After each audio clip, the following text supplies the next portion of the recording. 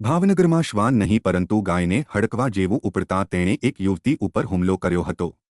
ભાવનગરમાં આ બનાવ ગોળીબાર હનુમાન મંદિર પાસે બનવા પામ્યો છે। ભાવનગરના ગોળીબાર હનુમાનજી મંદિર નજીક પાણી ભરવા જઈ રહેલા પૂજાબેન નિરંજનભાઈ કચ્છબ જેઓ ઉત્તર પ્રદેશના રહેવાસી છે તે પસાર થઈ રહ્યા હતા ત્યારે ગાય દ્વારા તેમના ઉપર હુમલો કરવામાં આવ્યો હતો, જેથી તેમને મૂંઢમારથી ઈજા થતાં ભાવનગરની સરટી હોસ્પિટલ ખાતે ખસેડવામાં આવ્યા હતા।